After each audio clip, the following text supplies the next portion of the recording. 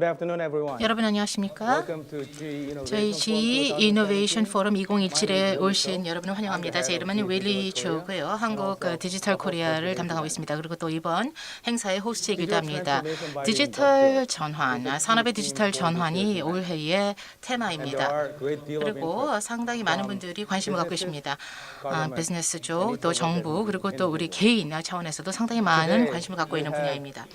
오늘 저희는 두 분의 아주 특별한 손님을 모셨습니다. 저희에게 이 디지털 전환에 대한 통찰력을 제고해 주실 분들인데요. 저희 귀빈 중에서 저희 디지털 전략을 GE에서 5년 동안 담당하시고 또 GE 디지털을 2015년에 출범시킨 담당자이시고요.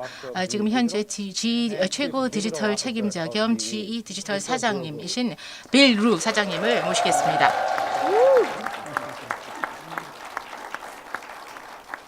The second guest is the man who is 두 번째 귀빈은 한국의 제조의 선구자이시고요. 또한 스마트 팩토리 사업을 주도하고 계시는 한국 인더스트리 4.0 협회장이시고 또 건국대학교 교수로 계시는 임채성 교수님 모시도록 하겠습니다. for today's event. 오늘 행사를 설명을 드리면 첫 한 40분 동안 두 분의 발표를 듣도록 하겠습니다. 그리고 나머지 20분 동안 Listening into their intimate 이 conversation. 대화를 진행하도록 하겠습니다. 대담을 통해서 더 자세한 내용을 배우도록 하겠습니다.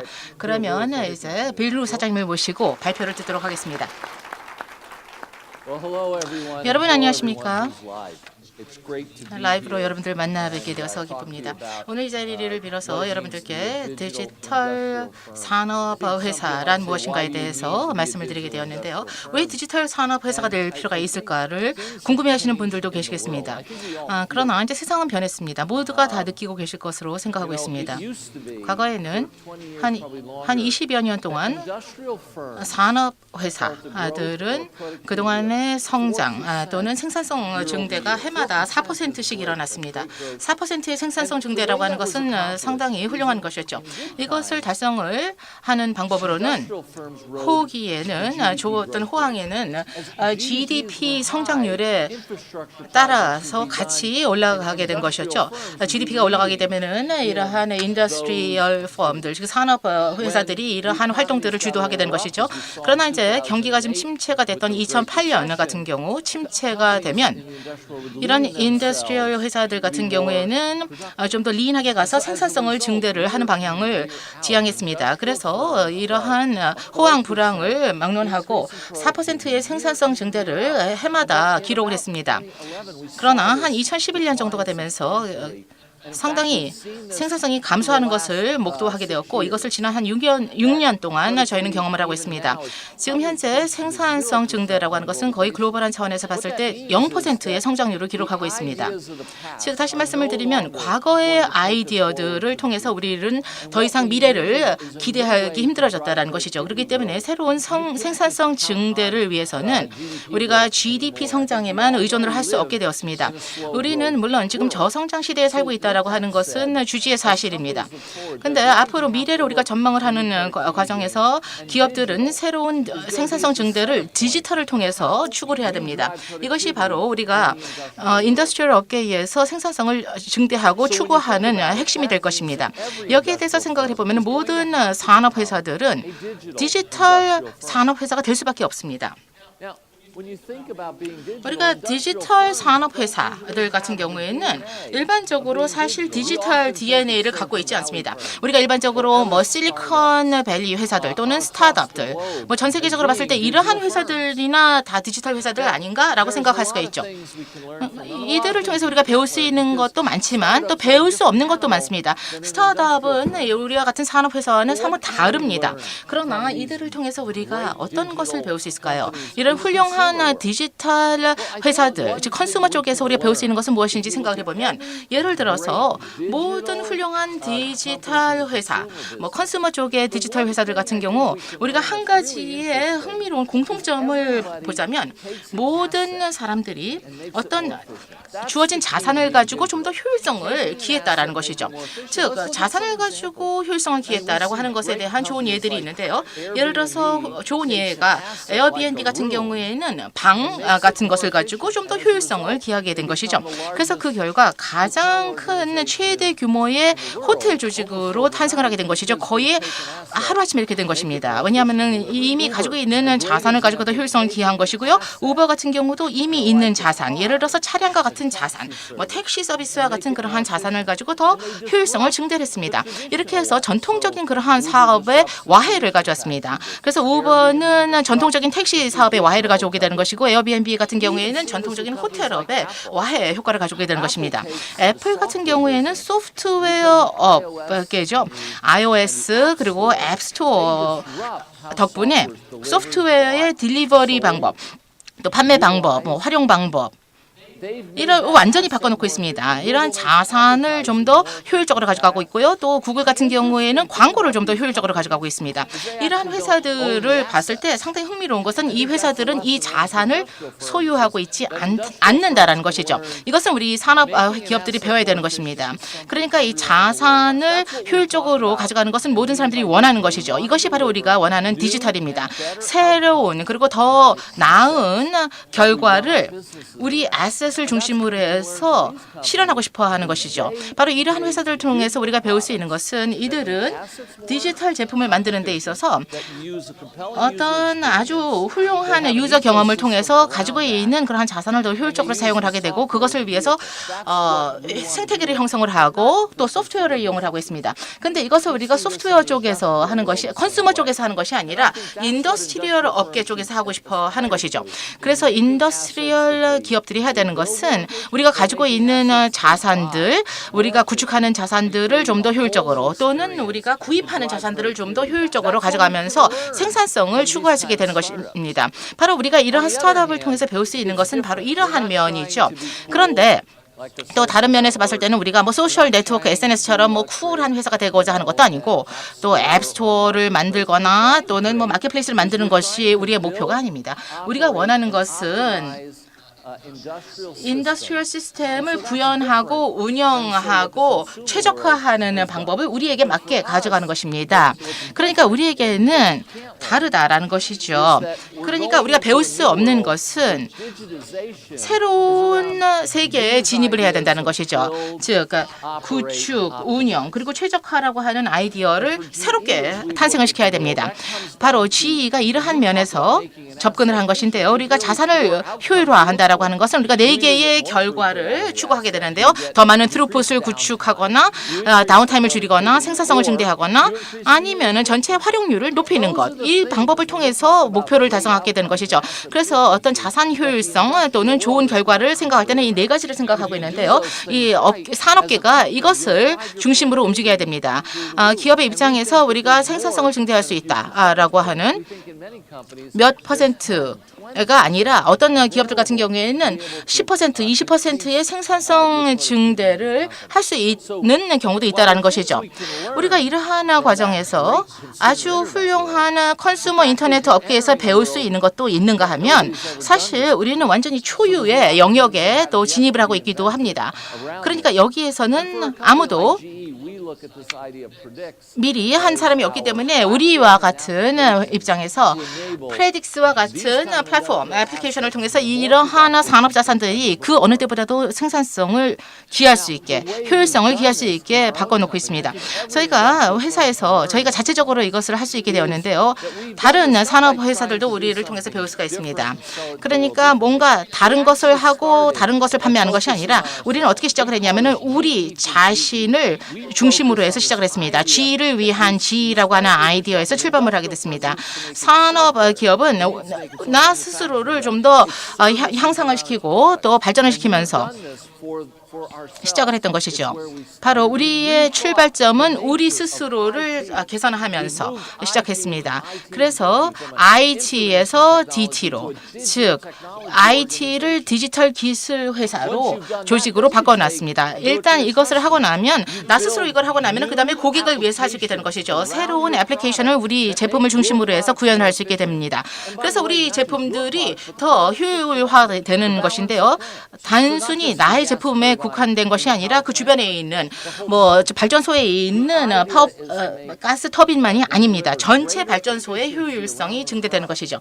그래서 이러한 제품들 또는 이러한 제품의 서비스를 담당하고 있는 사람들의 어떤 생산성이나 효율성을 증가시키게 되는 것이고, 더 나아가서는 전체 환경 또 전체 어떤 산업계의 변화를 가져올 수 있게 되는 것입니다. 그래서 모든 산업 회사들은 이렇게 생각하게 될 것입니다. 우선 나를 위해서 하고 그다음에 나의 고객을 위해서 한 다음에 그다음에 새로운 성장의 기회를 발굴하고 추구한다라는 것이죠. 이러기 위해서는 우리 스스로 회사에서 조직하는 방법, 체계를 잡는 방법을 바꿔야 되겠죠. 우리는 왜 이런 디지털 사업을 해야 되는가라는 질문을 받는데요. 근데 이제는 이런 질문 안 받습니다. 어떻게 하느냐라는 질문을 받게 되는 것이죠. 모든 사람들이 이제 인지하게 되는 것은 디지털 전환이라고 하는 것은 현실이다라는 것을 알고 있습니다. 근데 산업 기업에서 디지털화라는 것은 쉽지가 않습니다. 이것은 뭐 사실 어떻게 보면은 기술의 문제가 아니라 제일 어려운 것은 인재, 또 기업 문화, 그리고 또 우리 어떤 지식의 영역을 개방하는 것, 이런 것들이 더 어렵다라는 것이죠. 그래서 실리콘밸리의 문화, 뭐 데브옵스라든가 이러한 기민한 대응, 뭐 또 새로운 프로세스와 역량, 이런 것들을 가지고 어떤 산업 기업으로 옮겨놔야 되는 것이죠. 근데 어떤 제품을 생산하는 방식이 완전히 다른 환경에 이식을 시켜야 됩니다. 이것을 접목을 시켜야 되는데요. 그래서 우리가 두 가지로 생각을 해야 됩니다. 우선 첫 번째는 IT를 다시 생각을 해서 DT가 되도록 해야 됩니다. 그래서 스스로 G를 위한 GE가 되는 것이고요. 그래서 전체 전사적인 차원에서의 방향을 제시하게 되는 것이고, 또 뭐 G, 고객을 위한 G, 또 세계를 위한 GE로 거듭 발전을 하게 되는 것이죠. 이것이 CDO, 즉 최고 디지털 책임자의 역할이죠. 그러니까 CIO와 CDO가 같이 협업을 해서, 조직 내에서 같이 협업을 해서 이러한 모든 것들을 아울러서 회사에 대내외적으로 어떤 도메인의 지식을 확대하고 이것을 고객들에게까지도 전파하는 것이 우리의 목표가 되겠죠. 이러기 위해서는 우리 공장으로부터 우리는 시작을 했습니다. 사실 이 아이디어, 또 우리 이 여정의 즉 DT 조직에 우리는 지금 초기 단계에 있다라고 생각을 하시면 되겠습니다. 우리의 디지털 솔루션들, 그리고 또 우리 공장을 자동화를 하는 데 있어서 완전히 새로운 방법으로 생각을 해서 리드 타임을 줄이고 또한 어떤 회전율을 개선을 하는 것입니다. 그래서 우리 공장 내에서의 생산성 증대라고 하는 것을 우리 스스로 실천을 하게 되는 것입니다. 그래서 500개의 공장에 이르러서 이것을 적용을 하고 있는데요. 6개의 지금 좋은 예가 있습니다만은 여기에 국한된 것이 아니라 우리의 DT 조직이 진정한 의미의 디지털 솔루션을 도입을 해서 새로운 방식으로 생산성 증대를 실현하고 있습니다. 그러면 우리 비즈니스로 넘어와서 보면은 우리 비즈니스도 디지털을 완전히 다시 생각하고 있죠. 제고하고 있습니다. 신재생 에너지 또 풍력 에너지를 놓고 봤을 때 이런 풍력 터빈들 같은 경우는 리모트하게 원격에서 모니터가 되고 또 진단이 됩니다. 그래서 이러한 제품들에 대한 서비스의 차원이 달라지게 되는 것이죠. 지금 현재 우리가 13,000개의 아셋을 이런 식으로 관리를 하고 있습니다. 이것은 우리의 생산성 증대에 있어서 새로운 차원을 열게 되는 것이죠. 이러한 알고리즘을 통해서 새로운 서비스를 하드웨어를 통해서가 아니라 소프트웨어를 통해서 열게 되는 것입니다. 그래서 여러분들께서 5%의 전력 증대를 기하게 되는 것이죠. 소프트웨어와 실시간 제어를 통해서 이 풍력 터빈의 운영 방식을 바꿔놓고 있는 것입니다. 그래서 하나하나의 터빈이 최적화될 수 있는 환경을 구현하는 것. 이것은 우리 고객들에게 대단한 가치 제안입니다. 발전량을 5% 증대시킨다라고 하는 것은 수익성 20% 증대를 의미합니다. 그래서 우리 제품 라인의 어떤 체질을 바꾸는 것이죠. 어떤 자산의 효율성을 우리가 완전히 소유하게 되는 것이죠. 바로 이것이 윈드 터빈, 풍력 터빈의 우버화라고 생각을 하시면 됩니다. 우리는 풍력 터빈도 제작을 하고 또 우리가 소유하고 있는 이 자산의 효율성도 기할 수 있게 되는 것이죠. 또 마지막으로 생각을 해봐야 되는 것은 이 산업계에서는 앞으로 세계에서 우리가 목도하게 되는 것은 새로운 디지털 스위트의 출범이 되겠습니다. 우리가 20년 전에 ERP의 영역으로 옮겨갔죠. ERP가 우리의 IT 조직의 중심이 되었던 것이죠. 왜냐하면은 우리가 어떤 패키지를 구입을 해서 모든 펑션을 자동화하기를 원했던 것이죠. 이것이 바로 같은 개념입니다. 어떤 산업 기업이 어떤 트랜잭셔널 쪽을 바꿔놓는 것이 아니라 운영, 오퍼레이션 쪽을 바꿔놓는데 초점이 맞춰져 있는 것이죠. 이것을 가능하기 위해서는 세 가지 방법이 있는데요. 어떤 애셋을 가지고 또 이 데이터를 내가 소유하게 되는 것이죠. 이 데이터를 활용하는 방법을 통해서 이 데이터의 활용을 통해서 효율성을 증대를 해야 되겠는데 두 가지 방법을 통해서 추구할 수 있습니다. APM, 즉 자산 성과 관리라고 하는 것이 우리의 어떤 가치의 핵심이 될 것입니다. 자산의 생산성을 증대를 하게 되고 다운타임을 줄이게 되는 것이고 애널리틱스를 향상을 시켜서 더 실시간의 효율적인 아웃컴을 기대할 수 있게 되는 것이죠. 여러분들 비즈니스 차원에서. 그다음에 세 번째는 바로 같은 스위트 차원에서 서비스 자동화의 역량을 통해서 여러분들 직원들이 훨씬 더 생산성을 향상을 시킬 수 있도록 하는 것입니다. 이러한 변화의 한가운데에 있는 사람은 결코 변하지 않습니다. 사람은 그대로 남아있게 되기 때문에 우리가 어떤 인력의 생산성을 향상을 시키기 위해서 업무를 수행하는 데 있어서 좀 더 효율성을 기할 수 있는 툴들을 제공을 해줘야 됩니다. 더 이상 어떤 수작업으로 뭐 아버지가 신발을 만들고 엄마도 신발을 만드는 그러한 가정에서 아이들은 신을 신발이 없다라고 하는 그런 이야기가 있는데요. 그게 아니라 이제는 최고의 신발을 신는 그러한 자녀가 돼야 되는 것이죠. 우리가 미래의 생산성을 생각했을 때는 어떠한 산업기업이 됐든지 간에 자산 그리고 자산 성과 관리, 서비스 자동화 이런 것들이 다 연결이 되는 것을 의미하고 있습니다. 이것이 새로운 ERP, 새로운 디지털 전환 스위트를 의미하는 것입니다. 만약에 이것을 우리가 달성하게 되면 어떻게 될까요? 저는 이 차트를 아주 좋아합니다. 왜냐하면 왼쪽에 있는 것은 어떤 시장의 업계의 데이터가 되겠는데요. 이것을 놓고 봤을 때 전력 공사들이 있고요. 전력 회사들이 있고 Y축에는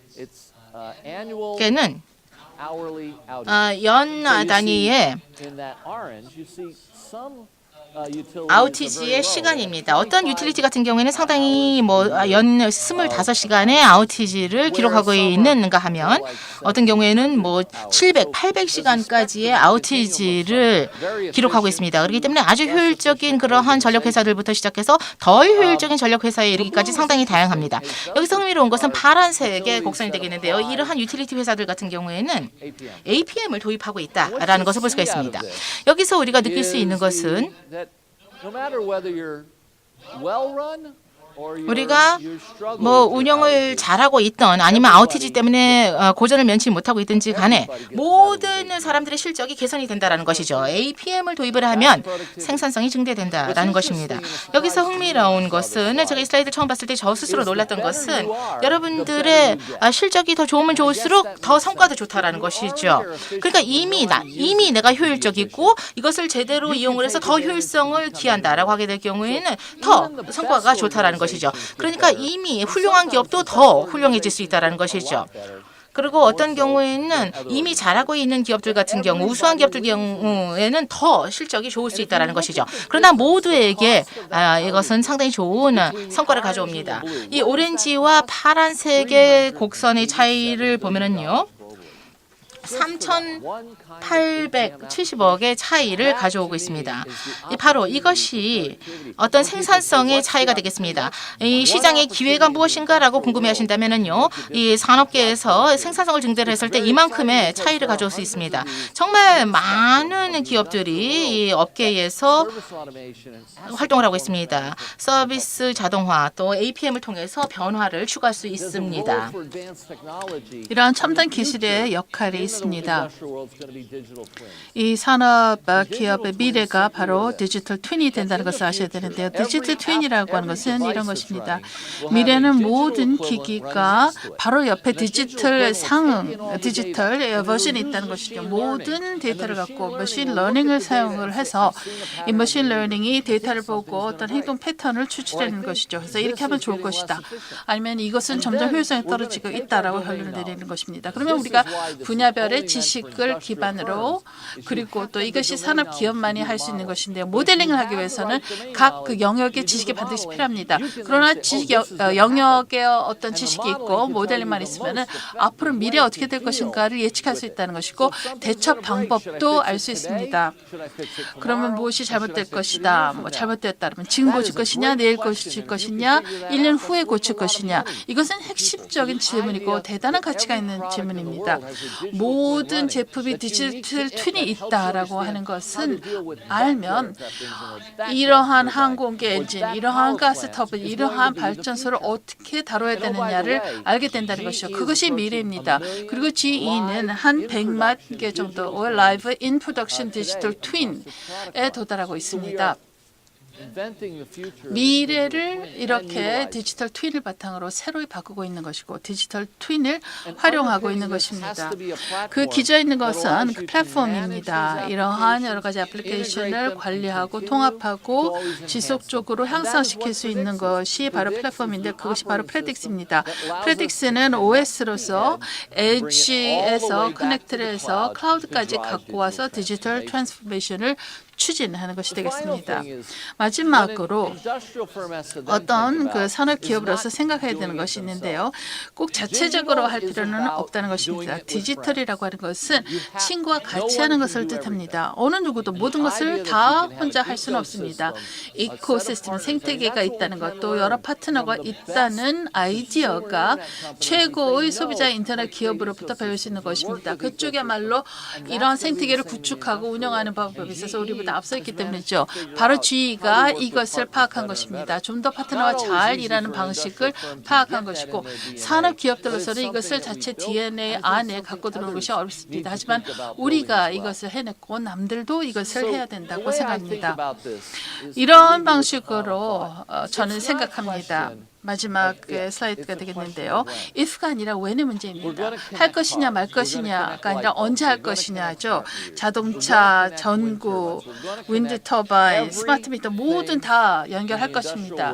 이 산업 분야에 있는 모든 것들, 모든 대규모 자산들은 연결될 것입니다. 그리고 언젠가는 작은 규모의 자산들도 커넥트가 돼서 데이터가 생성될 것입니다. 이 데이터를 누군가가 갖고 그 자산들을 더 효율적으로 만들 것이죠. 그것이 모든 산업 기업들이 해야 되는 것이고 권리이기도 합니다.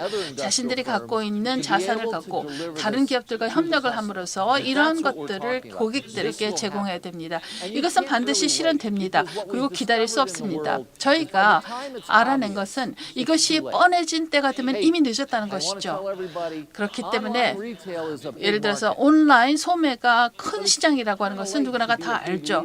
그러나 이제는 이미 온라인 소매에 가서 리더가 되긴 때가 늦었습니다. 이미 리더가 자리를 잡고 있기 때문이죠. 그래서 모두에게 확연해질 때가 되면은 이미 때는 늦었기 때문에 지금 행동해야 됩니다. 고객들이 지금 왜가 아니라 how, 어떻게를 물어보고 있는 것이죠. 그것이 좋은 것입니다. 이제 10년 후에 이런 것이 많이 변할 것이기 때문에 지금 시작해야 됩니다. 모든 것이 다 자리를 잡으려면 한 10년 걸릴 것이기 때문에 그것이 어떻게 보면 호재죠. 1999년에 소비자 업계가 있었던 곳이 바로 우리가 차지하고 있는 위치입니다. 앞으로 모든 것이 디지털 때문에 변할 것입니다. 자, 그러면 이것으로 제 말씀을 마치고 윌리 초에게 다시 마이크를 넘기겠습니다. Thank you, Bill. 네, 감사합니다. 정말 훌륭한 발표였습니다. GE가 어떻게 변화했는가를 실제로 그것을 주도했던 사람으로부터 들어서 좋았습니다. 또 고객들이 하고 있는 질문이 why에서 how로 바뀌고 있다라고 하는 말도 들었습니다. 그것이 한국 시장의 현실이기도 합니다. 그러면 이러한 의미에서 다음에는 한국 시장에 대해서 말씀하실 연사를 모시겠습니다. 임 박사님, 네, 여러분 안녕하십니까? 이런 자리에서 여러분들을 뵙게 돼서 반갑습니다. 여러분께서 아시겠지만은 GE는 토마스 에디슨이 설립했죠. 제가 한 가지 말씀드릴 것이 있는데요. 저는 에디슨과 특별한 관계를 갖고 있습니다. 사이버 공간 안에서 이런 관계를 갖고 있는데요. 에디슨 푸드가 제 이메일 아이디이기 때문이죠. 그래서 어떻게 보자면은 저를 통해서 에디슨의 목소리를 들으실 수 있습니다. 그러면 한국에 대해서 이야기를 해볼까요? 한국은 그동안에 환경이 많은 변화를 겪었습니다. 그리고 이것은 뭐 꼭 좋지만은 않죠. 왜냐하면은 이 수출 증가세를 봤을 때 한국은 제조 분야에서 상당한 성공을 거뒀고, 그리고 이로써 수출이 지난 40년 동안 급속하게 성장했습니다. 그런데 최근에 수출 그 증가 패턴이 둔화되고 있으며 지난 2년 동안 이런 수출 규모 전체가 줄어들고 있는 것을 볼 수가 있습니다. 그래서 위기감이 도래했던 것이죠. 작년에는 이 조선 분야에서 많은 구조조정이 있었고, 이에 따라서 한 22만 명 정도가 일자리를 잃었습니다. 고용률이 이만큼 줄어들었죠. 이것이 한국 제조업에 있어서는 큰 과제가 되고 있습니다. 그리고 또한 중국, 인도 및 다른 새로운 신흥국들로부터 많은 도전을 받고 있는 것도 사실입니다. 최근에는 또한 선진국이 경쟁력을 증가시키고 있습니다. 경쟁력 지수를 보면 한국의 경쟁력이 지속적으로 줄어들고 있는 것을 볼 수가 있죠. 2020년이 되면 한국의 경쟁력은 인도 바로 밑으로 떨어질 것이라고 내다보고 있습니다. 순위로는 6위가 되는 것이죠. 그것만 보더라도 시사하는 바가 많습니다. 인도가 워낙 소프트웨어에서 강하기 때문에 아마도 인도의 경쟁력이 올라갈 것이 아닌가 생각합니다. 이것은 무슨 말이냐? 한국의 이 제조업계도 역시 또 새로운 과제에 당면하고 있는데 그것이 디지털 변화입니다. 이 디지털 전환이 가능했던 것은 디지털 테크놀로지 덕분이었죠. 디지털 기술로 인해서 모든 것을 디지털화하고 모든 프로세스를 디지털화하는 것입니다. 그리고 디지털 기술은 모든 것을 더 스마트하게, 모든 프로세스를 스마트하게 만들 수 있습니다. 모든 것을 연결시키고 시키고 모든 프로세스를 커넥트시키고 있습니다. 동시에 사이버 공간과 현실 세계 간의 연결성도 더욱 더 본격화되고 있습니다. 이로써 점점 더 많은 기업들이 혁신적인 제품과 서비스를 내놓고 있습니다. 새로운 제조 공정을 통해서 또 새로운 비즈니스 모델을 통해서 하고 있는 것입니다. 그래서 이제는 데이터가 핵심이 되는 그 데이터 자본주의라고 하는 새로운 사회가 올 것이라고 생각합니다. 그리고 이 사회는 초연결 사회에 있고 동시에 모든 가치가 퍼스널라이즈 되는 사회입니다. 인터넷을 통해서 지금도는 모든 서비스와 가치가 중요해진다는 것이고 소프트웨어가 그만큼 중요해진다는 것을 뜻합니다. IT 기업들과 데이터 기술 기업들은 이런 제조 분야에 들어가기에 좋은 위치에 있다고 할 수가 있습니다. 그러나 이것은 한국에게 꼭 좋은 것은 아닙니다. 왜냐하면 한국의 제조업은 아직도 하드웨어에 역점을 두고 있는 부문이기 때문이죠. 한국 기업들은 이러한 의미에서 그 걱정이 많습니다. 우선 생산성 증대에 있어서 어떤 그 한계를 보고 있으며 또 동시에 소프트웨어 기반 IT 기업들이 진입을 하고 또 데이터 기업들이 진입하고 있는 것을 목격합니다. 그러면 한국인들로서는 과연 한국의 자동차 업계 또 조선업체들이 자동차 업체나 조선업체들이 더 큰 소프트웨어 IT 기업의 OEM 업체로 전락하지 않을까 걱정을 하는 것이죠. 예를 들어서 구글이나 아마존의 OEM이 될 수 있는 것입니다. 한국 제조업체들은 그래서 이러한 과제에 대해서 대응하고 있는데 어떤 방법을 하고 있는지를 보겠습니다. 한국의 선도 기업들을 보면은 우선 자동화되는 제조 역량을 갖고 있고 모든 기업들이 스마트 생산으로 옮겨가고 있습니다. 포스코에 따를 것 같으면 한 달 전에 발표를 했는데요. 스마트 공장 베스트 프랙티스를 확산하고 있다고 했습니다. 실제로 2015년부터 포스코는 스마트 팩토리 실험을 광양 공장에서 시작했습니다. 이 스마트 팩토리를 통해서 175억 원 정도의 절감 효과를 봤습니다. 잘못된 기기와 설비를 규명하였기 때문이죠. 현대의 경우에는 모든 생산 공정을 네트워킹하는 쪽으로 가고 있다라고 했습니다. 특히 용접 공정을 이렇게 네트워킹했을 때 기업에서는 리얼타임으로 이것을 모니터할 수가 있다는 것이죠. 한화에서는 IIoT 플랫폼을 구축했다고 합니다. 그래서 이것을 기반으로 항공기 엔진을 생산할 것이라고 합니다. 제가 저희 협회에서 동료들과 논의한 것을 보면 그리고 다른 기업들과 이야기를 해본 결과 한 가지 알 수 있는 것은 한국 기업들이 현재 와 있는 위치는 디지털 트윈을 만드는 초기까지 와 있다는 것을 알 수 있습니다. 그리고 또 한국 기업들의 경우에는 데이터를 기반으로 의사결정을 하는 단계에 막 도달했습니다. 한국 기업들은 그런데 아직도 많은 사일로를 갖고 있습니다. 각 그 부서 간에 사일로가 있기 때문에 데이터가 원활하게 부서 간에 흐르고 있지 않고 있고 또 일부 선도 기업은 빅데이터 애널리시스를 하고 있지만은 이 제조업 분야에서는 어느 정도 한계가 있는 것입니다. 그래서 디지털 트랜스포메이션으로까지는 이어지지 않고 있습니다. 그럼 도전 과제는 어떤 것이 있는지 보도록 하겠습니다. 한국 기업들 같은 경우 우리 스스로 체질을 강화해서 자동화, 제조 자동화를 뭐 IT, 뭐 디지털 테크놀로지인 DT를 통해서 구현하고자 하는데요. 과연 진짜 한국 기업들이 생산성을 증대시킬 수 있을까요?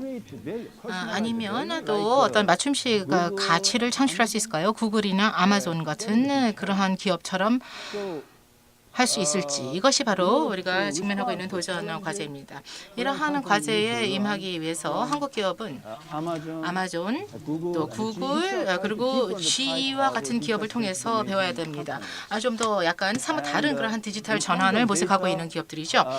데이터와 관련해서는 한국 기업들 같은 경우 어떤 데이터 처리를 하는 데 있어서 아주 우수한 기업들도 있습니다. 그러나 어떤 경우에는 뭐 가베지 데이터도 많이 있습니다. 그렇기 때문에 어떻게 데이터를 선별을 하고 또 맞는 데이터를 수집하고 분석을 할 것인가 이것이 문제입니다. 그래서 공장이 실시간으로 대응을 할 수 있도록 하는 환경을 마련하는 것. 그래서 어떤 상황의 변화에 따른 자동적인 대응 이런 것들을 실현해야 되겠습니다. 또 한국 기업들은 데이터를 수집하고 분석하는 데 필요한 플랫폼을 구현을 해야 될 것이고 또 사이버 공간과 또 어떤 물리적인 공간 간의 연계가 필요합니다. 여기서 중요한 것은 질문은 한국 기업들이 스스로 플랫폼을 만들어야 되는 것인지 아니면 어떤 세계를 선도하고 있는 유수 기업들이 만든 플랫폼을 사용을 할 것인지 아니면 한국의 기업들이 여기도 어떤 보조적인 그러한 보완적인 차원에서 한국에 맞는 그런 플랫폼이 또 필요한 것인지 등에 대해서 생각해야 됩니다. 또 디지털 인적 자원과 관련해서 보면 다른 국가도 마찬가지겠습니다만 한국은 역시 디지털 인적 자원이 부족합니다. 이러한 맥락에서 우리가 어떻게 하면 신속하게 필요한 인력을 양성할 것인가 를 생각해야 되고 또 조직 측면에서는 데이터의 완전한 흐름을 보장하기 위해서 지금 현재 어떤 계위적인 그러한 조직 구조는 맞지가 않을 수도 있습니다. 그렇기 때문에 어떤 조직의 변화를 통해서 데이터의 흐름을 원활하게 하는 것 이것도 상당히 중요합니다. 그렇기 위해서는 다양한 부서 그리고 또한 어떤 과 간의 그러한 협업이 필요합니다. 그래야만 조직의 어떤 체계가 바뀌게 되는 것이죠. 또 혁신 혁신의 속도 상당히 중요합니다. 데이터 기술 기업들이 등장을 하고 있고 또 이들의 혁신의 속도는 상당히 빠릅니다. 그렇기 때문에 제조 기업들도 역시 혁신을 추구하는 데 있어서 신속해야 됩니다. GE처럼요. 그래서 또 린 스타트업 접근 방법을 도입을 하고 또 어떤 스타트업적인 접근 방법을 도입하는 것, 이것이 한국 기업들이 직면하고 있는 당면 과제라고 보시면 되겠습니다. 또 한국 기업들은 협력 업체들을 통해서 배워야 되고 또 아마존, 구글 그리고 GE의 고객들을 통해서 배워야 됩니다. 즉 다시 말씀을 드리면 유수의 대기업들에서 나와 있는 리소스들을 통해서 배워야 된다는 것이죠.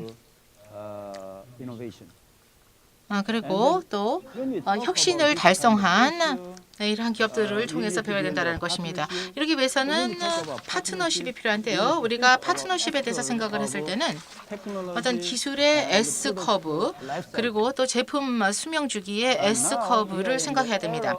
지금 현재 우리는 새로운 기술 또 새로운 기술 시스템, 새로운 제조 시스템의 출범이라고 하는 시점에 와 있습니다. 새로운 기술 시스템은 어떻게 보면은 상당히 불안해 보이고 또 위험도 있는 것처럼 보입니다.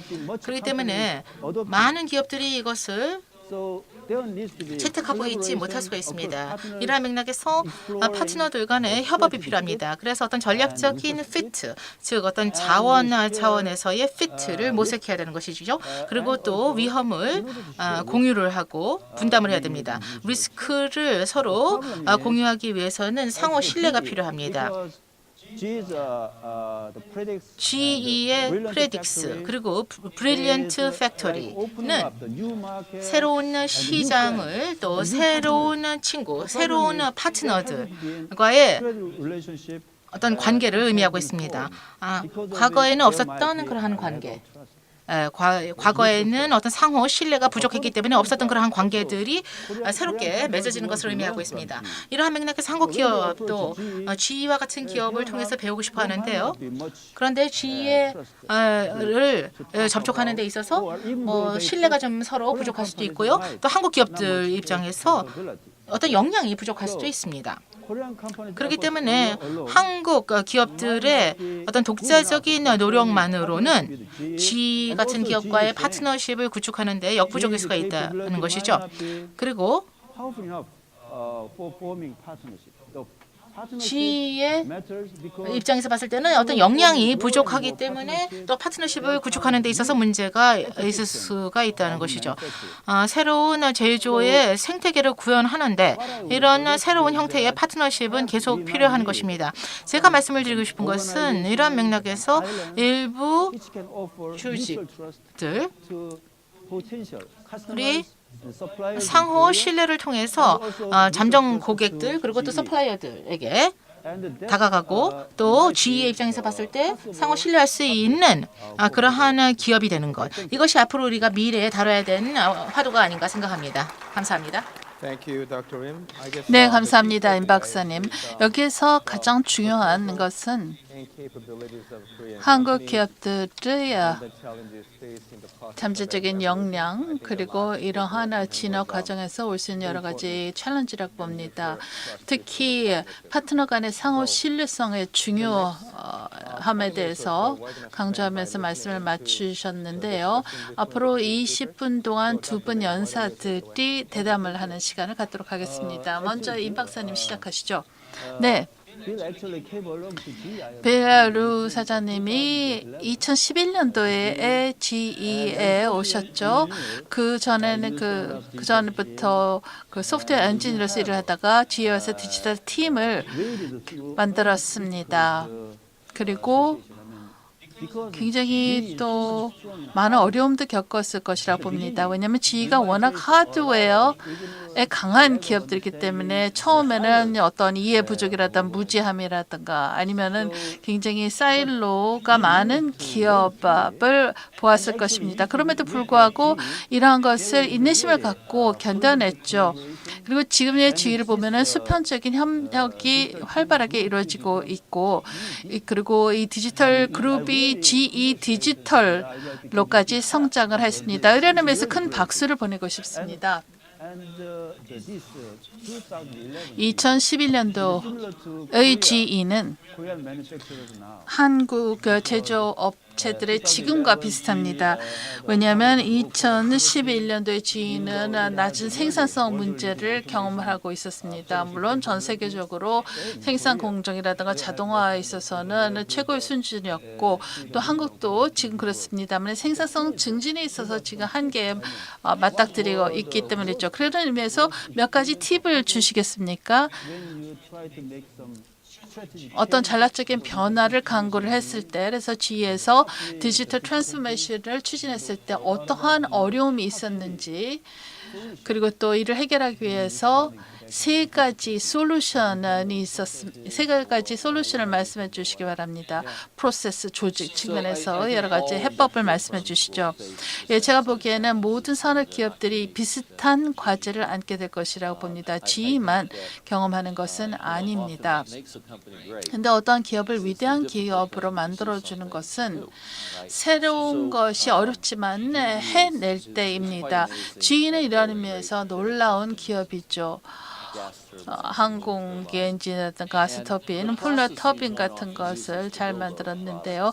이러한 제품을 만들기 위해서 사용하는 프로세스는 굉장히 정의가 잘 되어 있습니다.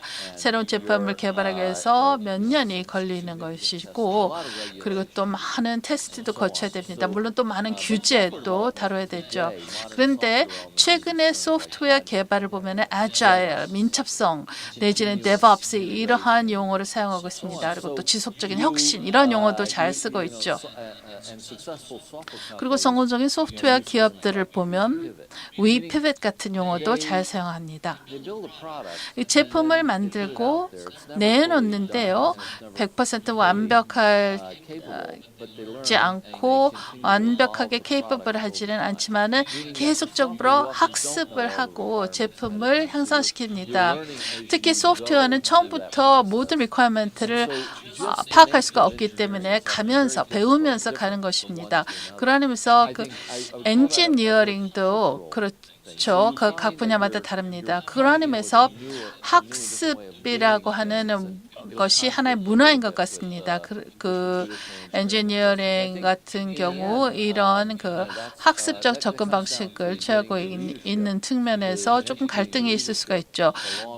따라서 계속해서 이 리더십들을 교육을 시켜야 합니다. 무엇을 해야 되는가에 대해서 경영진들에게 교육을 시켜야 되는 것이죠.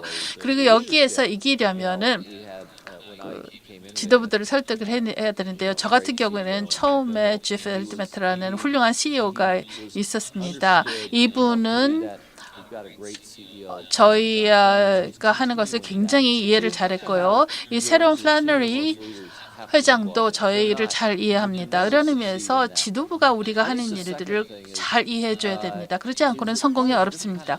두 번째 중요한 것은 다른 유형의 인재가 필요하다는 것입니다. 대부분의 산업 기업들은 자신들이 뭐 IT 부서가 있기는 하지만은 DT 부서, IT 부서를 잘 모릅니다. 그 차이점을 모르기 때문에 그냥 모두 다 뭉뚱그려서 소프트웨어 쪽이다라고 하죠. 그런데 소프트웨어 세계에 들어가면은 인재도 다양하고 또 여러 가지 역량도 다릅니다. 새로운 세계에서는 클라우드 컴퓨팅에 있어서 전문성이 없으면 성공할 수 없습니다. 경쟁할 수 없습니다. 모빌리티, 머신 러닝, 오픈 소스, 빅데이터, 데이터 사이언티스트, 애널리틱스 이러한 것들을 모두 알아야 되고 전문성을 가지고 있어야 되는데요. 이러한 것이 과거 ERP와는 꼭 맞아떨어지는 것이 아닙니다. 각기 다 역량이 다르기 때문이죠. 그런데 적절한 인재를 갖고 들어와야만 이러한 전략을 이행할 수가 있습니다. 그런 의미에서 인력 부서가 중요하죠. HR 팀이 어떠한 인재가 필요한가를 정확하게 파악을 해야 되고 이것을 바탕으로 인재 계획을 세워야 됩니다. 이 두 가지 과제에 대해서 얘기를 했습니다. 리더십과 HR에 대해서 얘기를 했는데요. 다행히 GE는 리더십이나 또는 그 학습에 있어서 뛰어납니다. HR도 아주 뛰어나고요. 대부분의 기업들도 마찬가지입니다. HR과 리더십이 함께 있어야만 성공할 수가 있죠. 마지막 챌린지를 말씀드리고 싶은 것은 사일로입니다. 많은 산업 기업들을 보면은 그 사업 부서가 여러 개 있죠. 그리고 디지털이라고 하는 것은 수평적인 역량입니다. 그런데 수직적인 조직에서 이러한 수평적인 일을 하는 것이 어렵다는 것이죠. 왜냐하면 프로세스 자체가 이런 식으로 설계되어 있지 않기 때문이죠. 그래서 매트릭스를 운영을 해야 되는데 그렇지 않고는 불가능하다고 봅니다. 기업에게 변화를 요구를 하는 것이고 여기서 기업 문화, 리더십을 바꾸라고 하는 것이고 또 인재도 바꾸고 또 그 운영 프로세스도 바꾸라고 하는 것인데요. 쉽지 않습니다. 하지만 여기에 성공하는 기업이 바로 승자가 될 것입니다. 왜냐하면 장벽이 그만큼 높을수록 진입 장벽이 그만큼 높으면 높을수록 그것을 뛰어넘었을 때 남들은 진입하지 못한다는 장점이 있기 때문이죠. 지인은 훌륭한 지도자들이 있고 이들이 그 프로세스에 큰 도움이 되었습니다. 네, 오늘 그 사일로에 대해서 말씀하셨는데요. 이 마지막 주제 사일로에 대해서 말씀을 하셨는데 디지털 팀을 처음 출범시키셨을 당시에 수평적으로 일을 하기를 원하셨을 텐데요. 아마 문제가 좀 있지 않았을까요? 어떤 그 반응이 상당히 느리고 또 여기 유보적인 사람들도 있었을 텐데 어떻게 이것을 극복하셨습니까? I think that I think I've come to learn there are only two things that matter in this digital world. 디지털 쪽에서 중요한 것은 두 가지가 있다. 스피드와 스케일이다라고 하는 것을 저는 배웠습니다. 스타트업은 스피드가 있죠. 빠르게 움직이고 아주 빠르게 반응을 할 수가 있습니다. 큰 기업들은 사일로화되어서 이렇게 못합니다. 근데 큰 대기업 같은 경우에는 스케일, 규모가 있죠. 커스터머도 가지고 있고 이미 진출해 있는 로케이션도 있습니다. 그렇기 때문에 산업기업은 이렇게 생각을 해야 됩니다. 스타트업과 속도 면에서는 경쟁을 할 수가 없다는 것을 인정해야 됩니다. 그렇다면 스케일 쪽에서는 경쟁할 수 있는가? 이거 안 된다라고 하면은 남은 게 없죠. 그렇기 때문에 어려운 부분은 우리 회사 내에서 신뢰를 구축하는 하는 데 있어서 사실은 외부를 먼저 생각할 것이 아니라 내부적으로 신뢰가 있어서 스피드, 스케일을 이용을 해야 되는 것이죠. 그러니까 저기서 중요한 것은 어떤 하나의 통일되어 있는 통합된 뷰가 있는가. 목표가 무엇인지 모든 사람들이 알고 있는가. 그리고 모든 사람들이 이 목표에 맞춰서 정렬이 되어 있는가. 이것이 되어 있다라고 하면 스케일을 누릴 수 있습니다. 스케일의 장점을 누릴 수 있죠. 스피드 같은 경우에는 우리가 조직 내에서 매우 빠르게 민첩하게 움직일 수 있고 또 빠르게 학습할 수 있는 그러한 역량을 키워야 되겠죠. G 조직 내에서 패스트웍스라고 하는 아이디어가 저희 회사에 도입이 된 이유도 바로 스피드에 대해서 생각을 하는 역량을 키우기 위해서였습니다. 어떠한 대기업든지 간에 우선 스케일로 시작을 해야 됩니다. 우리 지금 이미 존재하고 있는 사일로를 무너뜨려서 어떤 하나의 공통된 그러한 목표로 조율을 하게 되는 것이죠. 그렇게 되면 어떤 승리로 가는 길을 찾을 수 있게 되는 것입니다. 두 번째는 스피드를 기하기 위한 프로세스를 생각을 해야 되겠죠. 예를 들어서 패스트웍스와 같은 것을 통해서 이 스케일을 보완해야 되겠죠. 스케일과 스피드를 동시에 갖췄다라고 하면 이것은 경쟁을 여기에 따를 경쟁자는 없습니다. 이제 한국에 오셨기 때문에 협업에 대해서 좀 이야기를 해봤으면 좋겠습니다. 우선 구체적인 예부터 보도록 하죠. 프레딕스라든가 프레딕스 앱스의 경우 혹시 한국 기업의 사례에 대해서 알고 계십니까? 이런 프레딕스 앱을 도입을 하고 또 이것을 사용하고자 하는 그런 기업들에서 알고 있다면 그런 기업들의 특성 무엇입니까? 또 한 가지 제가 배운 것이 있다면 모든 것을 모든 곳에서 다 할 수는 없다는 것이죠. 저희가 그래서 처음에 시작한 것은 좀 빨리 움직일 수 있는 시장 쪽이었습니다. 다시 말해서 북미 시장, 유럽 시장부터 시작을 했죠. 이 두 개 시장에서 저희가 배운 것은 협업하는 방식, 또 파트너십을 구축하는 방식이었습니다. 그와 함께 컨소시엄을 구축하는 것, 예를 들어서 인더스트리얼 인터넷 컨소시엄 같은 것을 구축함으로써 어떻게 이런 기회를 실현하느냐였습니다.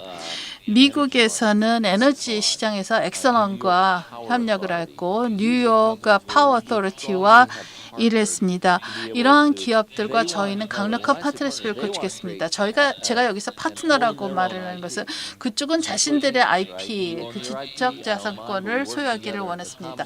서로 IP를 갖고 있지만은 협력을 하면서 서로 도와줄 수 있는 것이 저희의 협업 방식이었고 그러한 의미에서 큰 성공을 거두었습니다. 지금은 이제 다른 시장으로까지 진출하고 있습니다. 중동 시장도 그 중에 하나 있고 지금 제가 여기 온 것도 한국 시장을 열기 시작했기 때문이죠. 제가 여기서 발표를 할 수는 없지만은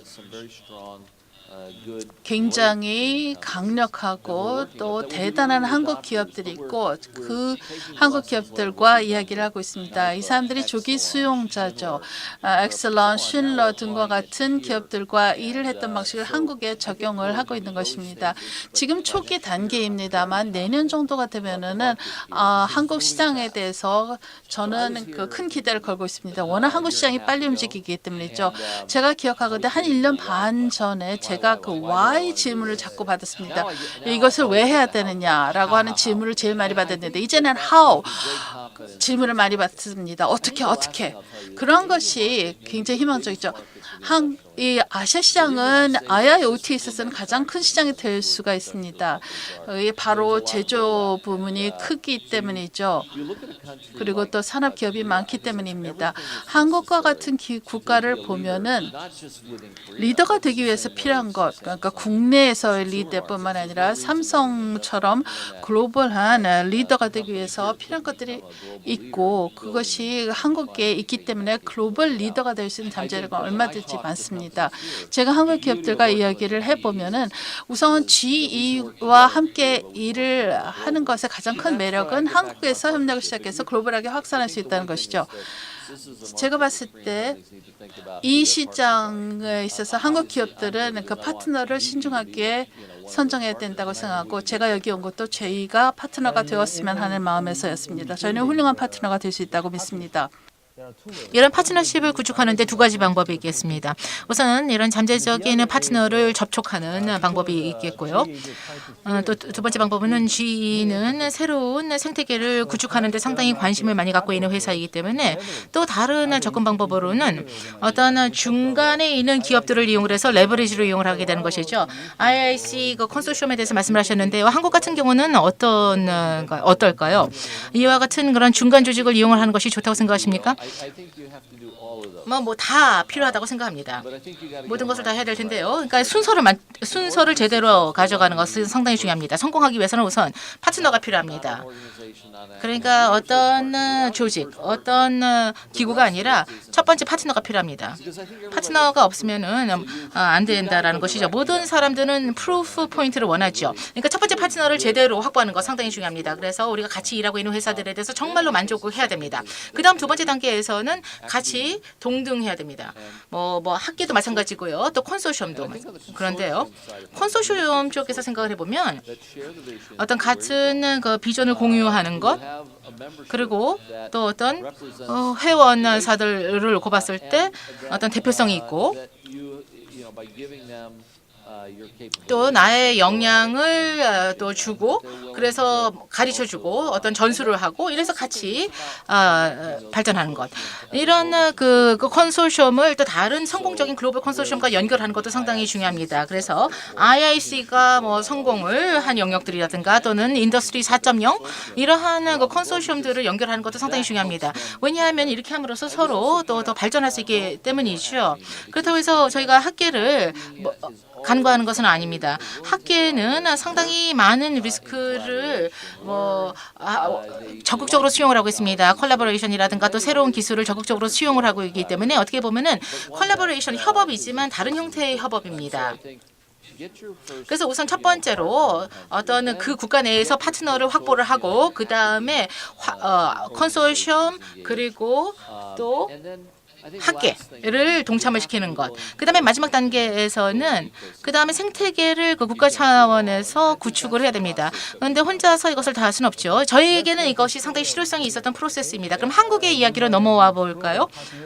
어떤 파트너를 타진을 하고 또 이미 같이 활동을 하고 계시는 파트너들도 있을 텐데요. 지금 이런 회사들의 이름을 공개는 못 하시겠습니다만은 업종은 공개를 하실 수 있는지요? 아니면은 최소한 이러한 회사들의 특성, 즉 적극적으로 협업을 원하는 기업들, 또 새로운 제조의 그 기회에 동참하고자 하는 그러한 기업들의 특성은 무엇입니까? 네, 마찬가지입니다. 그러니까 아까 말씀하신 것처럼 리더십이 있는가, 이 리더십이 디지털 여정에 대한 의지가 있는가, 이것이 첫 번째 우리가 점검해야 될 사항입니다. 왜냐하면 궁극적으로는 최고 경영진에서 이것을 추구해줘야 됩니다. 디지털 전환에 대한 신념이 있어야 된다는 것이고요. 두 번째 중요한 것은, 두 번째 특성은 I will say this. The more 이렇게 이야기를 해보겠습니다.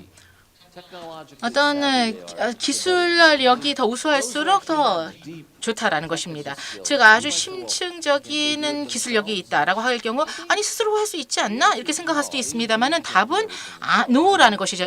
심지어 GE 같은 회사도 혼자 못합니다.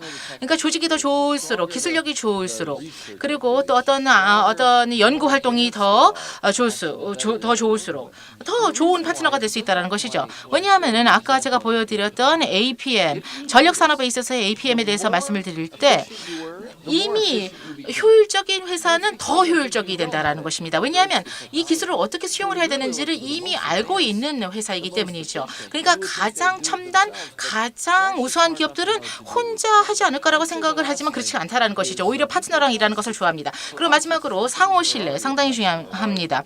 저희 같은 경우에는 하드웨어 쪽에 이미 저희 고객사들이 있죠. 제가 이렇게 말씀을 드리고 있는 이유는 여러분들의 어떤 최고의 기회입니다. 왜냐하면 이미 상호 신뢰가 있죠. 이미 관계가 형성이 되어 있기 때문입니다. 저희가 추구하는 세 가지가 바로 이런 것입니다. 그러니까 뭐 칫솔을 제조하는 회사가 됐던 아니면은 상당히 복잡한 그러한 항공기 엔진을 제조하는 회사든지 간에 바로 이런 식이 좋다라고 저희는 생각합니다. 그러면은 사업에 대해서 이야기를 해볼까요? 비즈니스, GE도 비즈니스 포트폴리오가 있죠. 한국과 같은 경우에도 조선, 반도체, 자동차 등과 같은 그러한 업계가 있는데 GE가 안 들어가 있는 것입니다. 그러면 이쪽에 있는 업체들과 협력을 생각하고 있습니까? 좋은 질문입니다. 왜냐하면 저희는 모든 분야에서 리더가 될 수는 없다고 생각하고 또 그럴 생각도 없습니다. 저희는 발전에 대해서 또 속배전에 대해서는 많은 것을 알고 있죠. 그래서 여기에 역점을 둘 것입니다. 그러나 조선의 경우에는 우리는 조선 업체가 아닙니다. 여기에 초점을 맞추지 않을 것입니다. 그렇다고 해서 이쪽에 파트너를 찾지 않는다는 것은 아니고 한국 조선 업계에서 누군가가 내가 디지털 이 조선에서 디지털 측면의 선도 업체가 되겠다. 그리고 이 영역의 지식을 갖고 있다라고 하면은 그분들이 우리의 파트너가 될 수 있습니다. 그들이 그 시장을 모색한다면 뒤에서 뒷받침해 줄 수가 있고 함께 갈 수가 있는 것이죠. GE가 파트너로서 함께 했을 때 반드시 목표를 달성할 수 있을 것이라고 봅니다. 저희가 이런 것을 원하는 것이지 이 조선업계 우리가 최고가 되겠다라고 하는 것은 아닙니다. 그것을 할 사람, 그것을 할 업체와 파트너가 된다는 것이죠. 그런 의미에서 상호 보완적인 자원을 갖고 들어와서 서로 일을 같이 한다는 것이죠. 네, 좋습니다. 또 질문 하나 있는데요. 약간은 좀 유치한 질문인지 모르겠습니다. 이 프레딕스 또 프레딕스 앱스가 클라우드를 기반으로 하고 있는데요.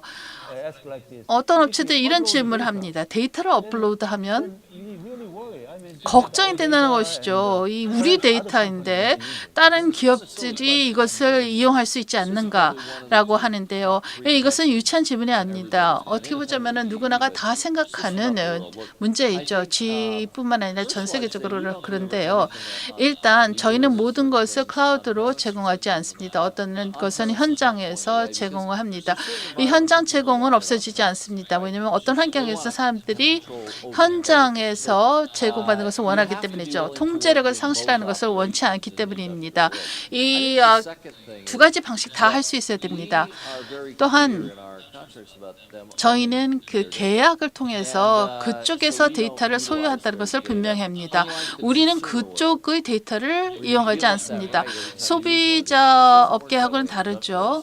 그러한 면에서 인더스트리얼 쪽은 좀 다릅니다. 데이터를 활용을 한다든가 메타데이터를 우리가 이용하는 것은 없습니다. 저희는 물론 플리트 수준에서 애널리틱스는 제공을 하죠. 플리트 애널리틱스를 제공하려면 데이터를 줘야 됩니다. 그래야만 플리트를 비교할 수가 있기 때문이죠. 뭔가 어떤 관계가 구축이 되어야 되고 그것을 통해서 함께 가치를 창출할 수가 있지만 여기에서 역할과 의무는 분명히 해야 됩니다. 지금 저희가 사는 세계는 내가 갖고 있는 가장 소중한 데이터는 보호해야 되는 그런 세계입니다. 하지만 분명한 것은 클라우드를 부실하는 사람들은 큰 실수를 범하고 있다는 것이죠.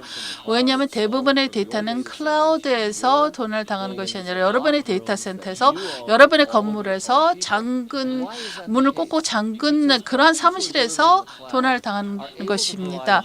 왜냐하면 클라우드 쪽에서는 훨씬 더 정교한 사이버 시큐리티를 제공하고 있기 때문이죠. 일반 산업 기업보다 훨씬 더 시큐리티가 강합니다. 따라서 아무리 열심히 시큐리티를 확보하고 문을 꾹꾹 잠근다 하더라도 자체 내에서 갖고 있는 이러한 보호 기능은 취약할 수밖에 없습니다. 상대적으로 취약한 것이죠. 그러니까 데이터가 상대적으로 더 시큐어한가 아닌가 그것이 문제가 아닙니다. 그것보다는 나와 그 공급업체 간의 어떤 권리라고 볼 수가 있습니다. 그렇기 때문에 아까 말씀드린 것처럼 각각 IP를 소유한다라고 했죠. 그래서 이 시큐리티와 권리 이러한 것을 구분해야 됩니다. 권리는 계약적으로 결정을 하는 것이고 시큐리티는 서포트하는 것입니다. 무엇보다도 중요한 것은 상호 신뢰를 할 용의가 있는 업체들이고 이것을 기반으로 상호 신뢰할 용의가 있어야 됩니다. 이러한 산업 권리 측면에서 미래 방향이라고 생각합니다. 여러 가지 말씀 감사하고요. 앞으로도 이러한 협업에 대해서 많은 잠재성이 있다고 봅니다. 여러분 여러분 감사드리고요. 좋은 청중이 되어주신 것에 대해서 감사드립니다. 임 박사님, 루 사장님 모두 감사드리고요. 여러 청중들께도 감사드립니다.